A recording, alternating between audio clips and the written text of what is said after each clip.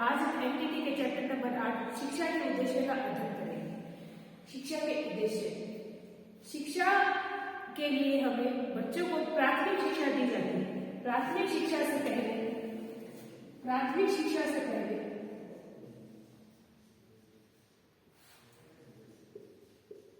बच्चों को जो शिक्षा दी जाती है उसे पूर्व प्राथमिक शिक्षा कहा जाता है। पूर्व प्राथमिक शिक्षा कहा जाता है। प्राथमिक शिक्षा से पहले बच्चों को हम जो शिक्षा देते हैं उसे पूर्व प्राथमिक शिक्षा कहते हैं। अब हमारे प्रसिद्ध विज्ञानी मिस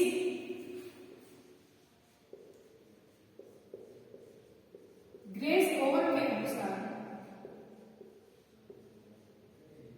प्राथमिक शिक्षा के कुछ उद्देश्य बताए गए हैं। प्राथमिक शिक्षा के उद्देश्यों में पहला उद्देश्य यह है कि बच्चों को स्कूलों में ऐसा वातावरण उपलब्ध करवाना जहां उचित रोशनी, खुला वातावरण व सूर्य का प्रकाश उपलब्ध हो और उन्हें ताजा हवा उपलब्ध हो। इसके साथ साथ बच्चों को स्वास्थ्य के प्रति जागरूक करना और बच्चों के अंदर स्वस्थ आदतों का निर्माण करना और बच्चों को उचित मेडिकल व्यवस्था टाइम पर उपलब्ध करवाना। बच्चों को स्वास्थ्य के प्रति जागरूक करना,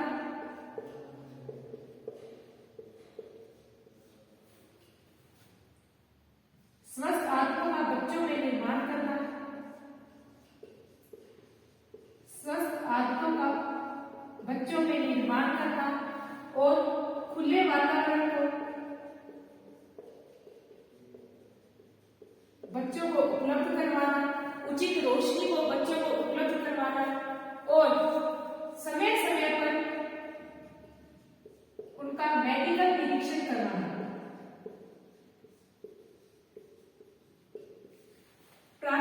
पूर्व प्राथमिक शिक्षा के कुछ उद्देश्य हैं। इनके साथ साथ पूर्व प्राथमिक शिक्षा के उद्देश्य है बच्चों के अंदर उनके कुशलता पूर्वक उनके कौशल का विकास करना और उन्हें एक अच्छा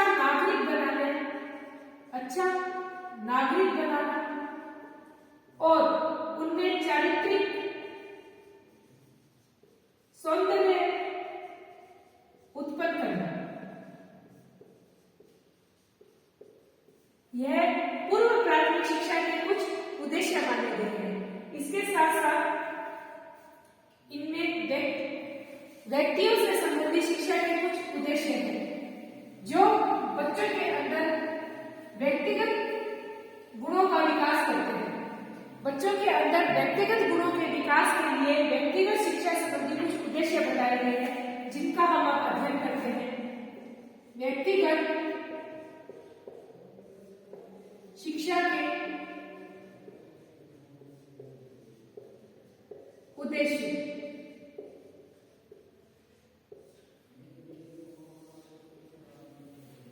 व्यक्तिगत शिक्षा के उद्देश्य में हमारा पहला उद्देश्य है शारीरिक विकास।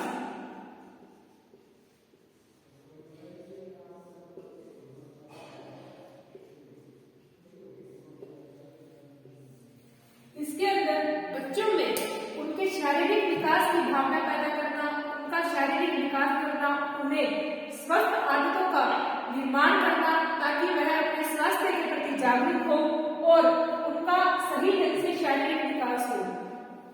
कहा गया है कि स्वास्थ्य ही धन है।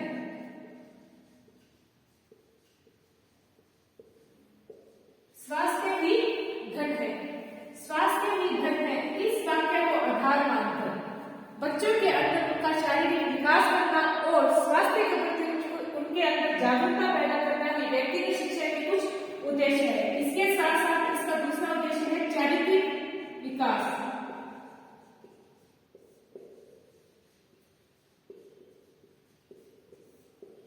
बच्चों के अंदर उनके चरित्र से संबंधित चारित्रिक विकास की भावना पैदा करना, उन्हें समाज में एक अच्छा नागरिक बनने की सीख देना और समाज के अनुकूल व्यवहार करते हुए अपने चरित्र का निर्माण करना की सीख दी जाती है ताकि वह आगे जाकर भविष्य में अपना निर्वाह समाज के अनुरूप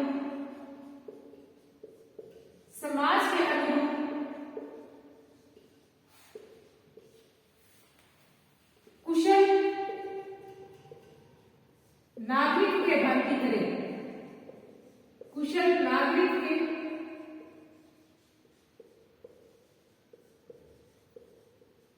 भांति करे। इसके साथ साथ इसके उद्देश्य है बच्चों में सांस्कृतिक विकास करना, सांस्कृतिक विकास करना। सांस्कृतिक विकास से आशय है बच्चों के अंदर समाज में उनके जातिगत, व्यक्तिगत जो भी प्रवृत्तियां होती हैं, जो भी प्रणालियां होती हैं, जो भी रीति रिवाज होते हैं, उनके प्रति बच्चों के अंदर भावना पैदा होना और बच्चों के अंदर उनकी समझ को पैदा करना ही इसका उद्देश्य है, ताकि बच्चों में अपनी संस्कृति, रीति रिवाज व धर्म के प्रति आस्था उत्पन्न हो और इसी आस्था से वह समाज में एक आदर्श व्यक्ति के रूप में अपनी छवि का निर्माण करे।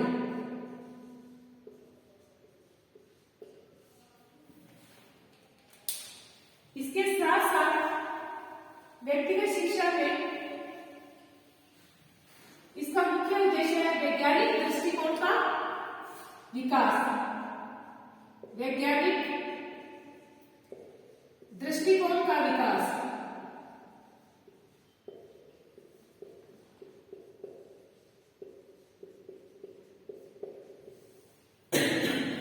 आज का युग आधुनिक युग माना गया है। आज में स्वतंत्र देश के अंदर आधुनिकता के बढ़ते कदम के अंदर बच्चों के अंदर वैज्ञानिक दृष्टिकोण को बढ़ावा दिया गया है, ताकि वह नई टेक्नोलॉजी के साथ चलना सीखे, नई टेक्नोलॉजी को अपने काम में लाना सीखे और उसका सदुपयोग कर अपने समय व शक्ति दोनों की बचत करे, समय व शक्ति दोनों की बचत करे। तो व्यक्तिगत शिक्षा के अंदर वैज्ञानिक दृष्टिकोण को विकसित किया गया, ताकि बच्चे नई टेक्नोलॉजी का इस्तेमाल कर अपने समय व शक्ति दोनों की बचत करें और वह कम समय में अपने लक्ष्यों की पूर्ति करें। इसके साथ साथ बच्चों के अंदर जन शिक्षा की व्यवस्था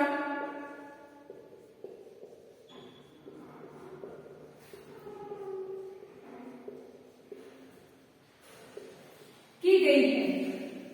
जन शिक्षा की व्यवस्था बच्चों के अंदर यह भावना विकसित करना कि वह स्वयं शिक्षित होकर अपने आने वाली पीढ़ी को शिक्षित करें और उन्हें भी एक अच्छे नागरिक बनने की सीख दे, समाज में वह भी अपना अस्तित्व बनाए, एक अच्छे नागरिक के भांति कार्य करे और समाज के अनुरूप अपने जीवन को व्यतीत करे। इसके साथ साथ उनमें भावनात्मक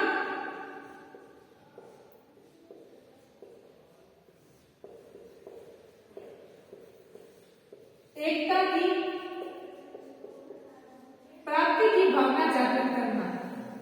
इसका उद्देश्य है बच्चों के अंदर भावनात्मक एकता की प्राप्ति करने की भावना जागृत हो, वह सभी के साथ एकता के साथ कार्य करे और अपने सभी साथियों को समान भाव से समझे और समान मानकर उनके साथ कार्य करे। उनके अंदर समाज में व्याप्त बुराइयों का विकास ना होकर वह किसी के अंदर भेदभाव ना करे, ऊंच नीच ना करे और सभी को समान समझकर अपने जीवन का निर्वाह करे। इसके साथ इसका मुख्य उद्देश्य है नेतृत्व के गुणों का विकास करना। नेतृत्व के गुणों का विकास करना। व्यक्तिगत शिक्षा का मुख्य उद्देश्य है बच्चों के अंदर नेतृत्व गुणों का विकास करना, ताकि वह आगे चलकर कुशल नेतृत्व कर सके और एक अच्छे समाज के निर्माण में सहायता प्रदान कर सके। इसके बाद हम देखते हैं बेसिक शिक्षा की योजना।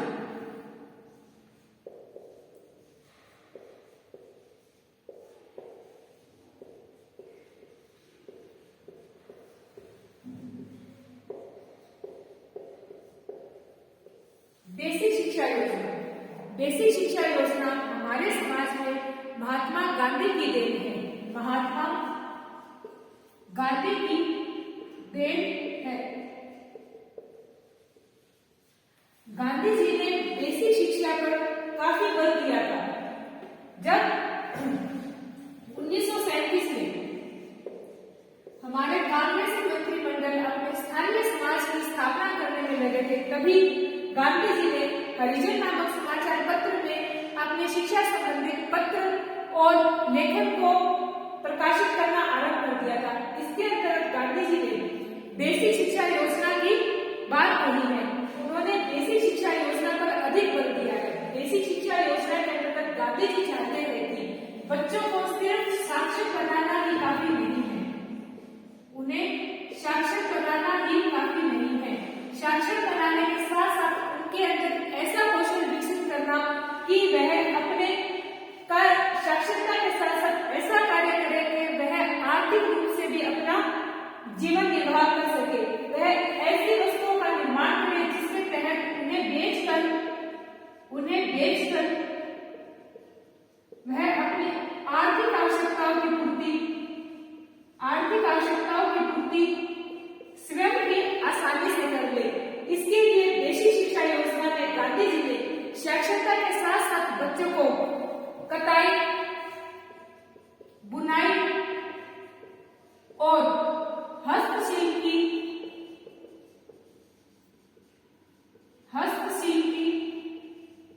कला सिखाने की बात कही है। गांधी जी ने कहा है कि 7 से 14 वर्ष की आयु तक सभी बच्चों को निःशुल्क रूप से बेसिक शिक्षा योजना अनिवार्य सिखाना कर दिया जाए, उन्हें अनिवार्य रूप से बेसिक शिक्षा योजना सिखाई और इसके अंतर्गत उन्हें कताई, बुनाई, हस्तशिल्प की शिक्षा दी जाए ताकि वह अपनी आर्थिक आवश्यकताओं की भी पूर्ति कर सके। इसको हम साक्षरता के साथ जोड़कर ऐसे ले सकते हैं, मानो हमें कपास से वस्त्र निर्माण करना है, तो इसको भूगोल के साथ जोड़कर हम बच्चों को सिखा सकते हैं कि कपास कहाँ उगता है, किस जलवायु में उगता है, उसके लिए कैसी मिट्टी चाहिए, पानी की पर्याप्त मात्रा कितनी चाहिए, किस जगह पे कपास का उत्पादन किया जा सकता है। इसके लिए बच्चों को भूगोल की शिक्षा के साथ साथ कपास से वस्त्र बनाने की सीख दी जाती है। इससे बच्चा साक्षर भी होगा और हस्तशिल्प की कला में भी निपुण होगा, जिससे वह अपनी आर्थिक आवश्यकताओं का पूर्ण कर सकता है और अपनी पढ़ाई का, अध्यापक के वेतन का खर्चा वह स्वयं निकाल सकता है।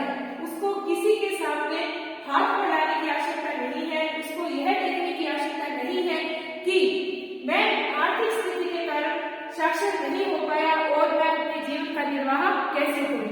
गांधी जी ने इसी शिक्षा पर बल दिया था।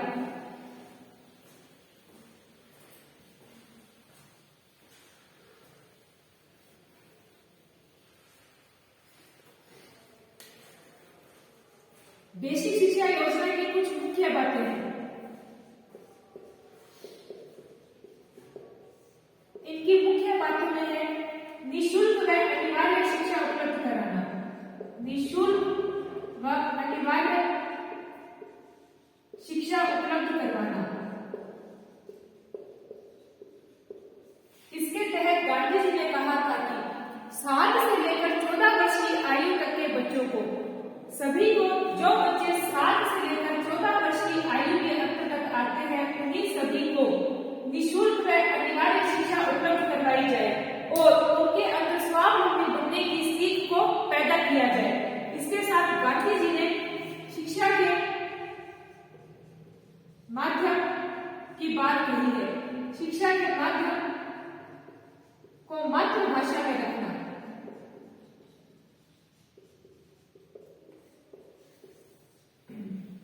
हम मानते हैं अगर कोई भी बालक बोलने में निपुण हो, सीखने में निपुण हो और लिखने में निपुण हो, तभी वह एक अच्छा व्यक्ति बन सकता है। वह अपनी बातों से, अपने बोलने की कला से लोगों को प्रभावित कर सकता है। इसलिए गांधी जी ने शिक्षा के माध्यम को मातृभाषा में सिखाने की बात पर बल दिया है। उन्होंने कहा है अगर बच्चों को उनकी मातृभाषा में साक्षर किया जाए तो वह उस बोलने की कला को, लिखने की कला को अच्छे तरीके से समझ सकते हैं और आसानी से उस साक्षरता को, उस शिक्षा को ग्रहण कर सकते हैं, जिससे वह आगे चलकर वाक कला की निपुणता के साथ बच्चे समाज में एक अच्छे व्यक्तित्व का निर्माण कर सकते हैं और अपनी आवश्यकताओं की पूर्ति कर सकते हैं। इसके साथ साथ गांधी जी ने कहा है कि शिक्षा को किसी शिल्प के माध्यम से, शिक्षा को शिल्प के माध्यम से उपलब्ध करवाएं, शिक्षा को शिल्प के माध्यम से उपलब्ध करवाएं ताकि बच्चों के अंदर हस्तकला को लेकर रुचि उत्पन्न हो और हस्तकला से निर्मित वस्तुओं का वह बेचकर अपने आर्थिक स्थिति को सुधार सके। इसके अंदर बच्चे साक्षरता के साथ साथ शिल्प के माध्यम को भी सीखते हैं। शिल्प के माध्यम से ही बच्चों को साक्षरता देनी चाहिए। यह गांधी जी की बेसिक शिक्षा का मुख्य उद्देश्य था। इसके साथ गांधी जी ने बेसिक शिक्षा में मुख्य बात पर बल दिया है कि सीखने में कमाने पर बल, सीखने में कमाने पर बल। गांधी जी का मानना है कि जब बच्चा अध्ययनरत अवस्था में होता है तब वह कम से कम अपनी हस्तकला के माध्यम से, अपनी कला के माध्यम से वह ऐसा कार्य करे, ऐसी वस्तु का निर्माण करे जिनको बेचकर वह अपने अध्यापक का वेतन आसानी से निकाल सके और अपने श्रम के खर्चों को उठा सके। इसके लिए वह ऐसी वस्तुओं का निर्माण करे जिसको वह बेच सके और उसके साथ साथ अपनी शिक्षा में भी वृद्धि हो। इसके उद्देश्य, अब हम इसके मुख्य बातों के बाद बेसिक शिक्षा के उद्देश्यों की बात करते हैं। बेसिक शिक्षा के उद्देश्य, इनके उद्देश्य के अंतर्गत इनमें नागरिकता के गुणों का विकास करना, इसका मुख्य उद्देश्य है नागरिकता के गुणों का विकास करना। बच्चों के अंदर नागरिकता के गुणों को विकास करना, उन्हें समाज में रहने के लिए सीख देना कि कैसे समाज के अनुरूप उन्हें व्यवहार करना है, किस तरीके से अपने व्यक्तित्व का निर्माण करना है और अपने आगे के मार्ग को प्रेषित करना है। इसके साथ साथ इसके उद्देश्य में यह कहा गया है कि बच्चों में आर्थिक उद्देश्य की भावना पैदा करना, आर्थिक उद्देश्य की भावना पैदा करना। बच्चे सीखने के साथ साथ, पढ़ने के साथ साथ अपने आर्थिक आवश्यकताओं की पूर्ति भी स्वयं कर सके, वह किसी और पर अपनी आर्थिकता की आवश्यकताओं का बोझ ना बने, अपनी जरूरतों का सभी सामान का वह निर्वहन, वह उसका वहन स्वयं अपनी कला से कर सके। इसीलिए गांधी जी ने बेसिक शिक्षा योजना पर मुख्य बल दिया था। इसके साथ साथ गांधी जी ने सर्वोदय समाज की स्थापना का उद्देश्य भी बताया है। जब बेसिक शिक्षा के तहत बच्चों को शिक्षा दी जाती है तो वह एक सर्वोदय समाज की स्थापना करते हैं। उनके अंदर साक्षरता के साथ साथ सीखने की कला भी होती है, जिससे वह एक उदित समाज को स्थापित करते हैं और समाज में अपने हस्तशिल्प के तहत, अपने हस्तशिल्प की कला से वह कार्य करते हैं, वह वस्तुओं का विक्रय करते हैं, जिससे बाहर से लोगों को आकर्षित कर वह समाज की आर्थिक स्थिति को मजबूत करते हैं। इसके साथ साथ इसका मुख्य उद्देश्य है सांस्कृतिक विकास। बेसिक शिक्षा योजना से सांस्कृतिक विकास कैसे संभव है? जब बच्चा अपनी हस्तशिल्प के माध्यम से कुछ कार्य करता है तो बच्चे के अंदर भारत की संस्कृति का, धर्म की झलक विकसित होती है। वह अपनी संस्कृति या धर्म के अनुरूप अपनी हस्तशिल्प से जो जो वस्तु का निर्माण करता है उसके अंदर उसकी संस्कृति की झलक उसमें व्यक्त होती है। और जब वह इन वस्तुओं को अपने आर्थिक निर्वहन के लिए बेचता है तो हमारे अन्य लोग भी हमारी संस्कृति को देखते हैं, समझते हैं, वह जानते हैं, जिससे हमारी संस्कृति का विकास होता है। तो यही शिक्षा के मुख्य उद्देश्य है कि बच्चों को समाज के प्रति एक अच्छा नागरिक बनाना, समाज के अनुकूल उन्हें व्यवहार करना सिखाना और इसके साथ साथ उन्हें अपनी आर्थिक आवश्यकताओं की भी पूर्ति करना ही इस शिक्षा के मुख्य उद्देश्य है, ताकि वह एक अच्छे नागरिक के रूप में आगे चलकर विकसित हो। तो इस चैप्टर की PDF थ्योरी आपको वीडियो के नीचे प्रोवाइड करवा दी जाएगी।